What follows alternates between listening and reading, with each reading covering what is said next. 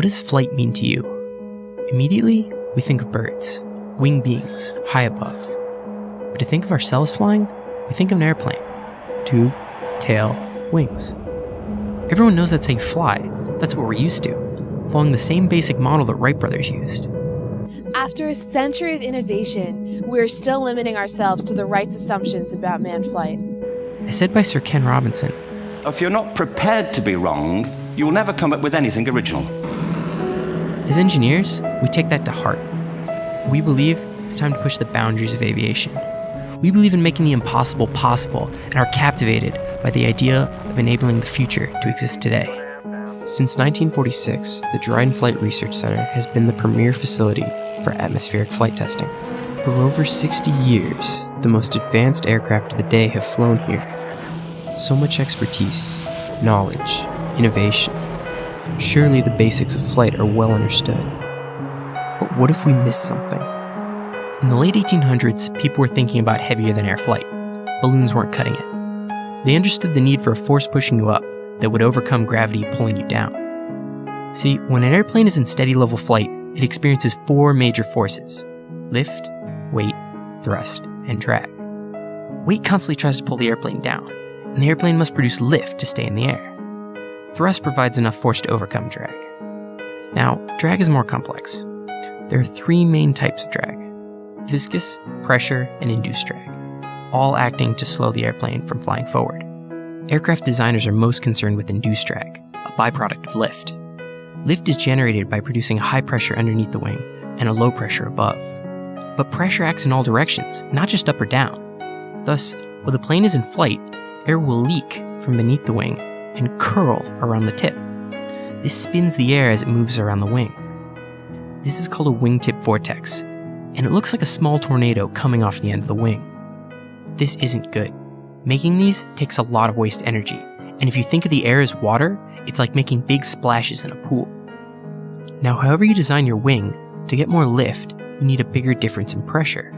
The more lift produced, the more induced drag there will be, because more air will leak and curl around the wingtips.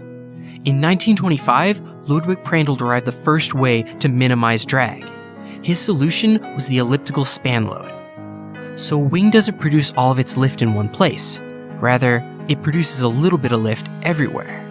And Prandtl came up with how much lift should be produced at a particular location along the wing. And visually, his solution was a quarter of an ellipse, where the most lift was at the root of the wing and tapered to zero at the wingtips. More than 85 years later, this is still the solution we use when designing aircraft. When the Wright brothers first flew their 1901 glider, they could not get the airplane to turn. Every time they rolled their aircraft in one direction, it would turn in the opposite direction and crash. As they rolled the airplane, one wing generated more lift, but also more induced drag, forcing the nose to turn, or yaw, in the opposite direction. We call this adverse yaw. To solve this, the Wrights put a rudder on their airplane, which would angle more drag on the tail that would directly oppose the induced drag on the wings, forcing their airplane to yaw the correct way. Controlled flight was solved. Or was it? After publishing his paper in 1925, Prandtl continued thinking about minimizing drag. He knew about adverse yaw and how the Wrights accounted for it, but to overcome drag with drag? He thought back to the inspiration for flight. He wondered why he'd never seen a bird with a rudder. How did they do it?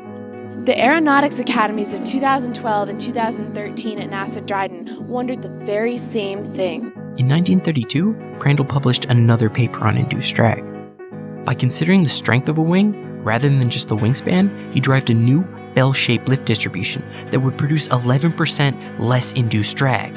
At the same time, two teenagers, Walter and Rymar Horton, began designing all-wing gliders, no tail at all. To get Prandtl's bell-shaped lift distribution, they added twists to their wing design. They discovered as they turned their glider, the nose followed the roll of the vehicle. They didn't need a rudder. To explain their solution, I have to explain the work of Dick Whitcomb and his devices known as winglets.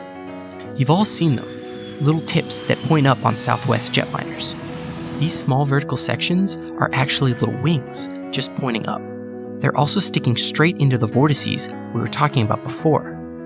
They're making lift, same as the main wing, Only now, the force of the lift is pointing, or pushing, as you can imagine, inward and a little bit forward. This means we're actually getting a little bit of extra push forward. Normally, it's only our engines that push us forward. This works because the vortices start at the tip and curl into our winglet. But if you folded them out horizontally and kept the start of the vortex in the same place, they would still work. You would have flat winglets. And Prandtl had figured this out, only accidentally. The bell-shaped distribution of lift he derived caused inboard vortices, and the Hortons were seeing this. But wait, you still have to account for adverse yaw. The Horton aircraft will increase induced drag as it rolls and yaw the wrong way. Wrong. The Horton wing actually uses adverse yaw to its advantage. When it rolls, the lift on one wing is increased, and yes, so does the induced drag. Bigger vortices, remember? But now, those vortices are hitting our flat winglet, and stronger vortices give the winglet more push forward. The new thrust we're getting overcomes any induced drag, and we yaw the correct way. The past two Aeronautics Academies at NASA Dryden have built a prototype, dubbed the Primary Research Aerodynamic Design to Lower Drag, or the Prandtl D for short. No data was initially collected until we were able to instrument the vehicle and record turning rates and accelerations. What we found was better than we could have ever possibly hoped for. Roll and yaw occurred in the same direction, and by definition, we were seeing proverse yaw. We demonstrated the fundamental principle in a design that claims a 60% increase in aircraft efficiency. We had found a viable aircraft for the future. We'd all come from different schools and backgrounds, brought together here by the love of freedom obtained by flight, along with speed, power, new frontiers, and knowledge. NASA Dryden, through our work on the Prandtl project, gave us the ideal environment to combine both the tangible elements of aircraft flight testing with theory learned at school. We weren't just witnessing a breakthrough in aerodynamics. We were contributing to it. We had challenged assumptions, conventions, and paradigms. This was our first step. We are the NASA Aeronautics Academy of 2013.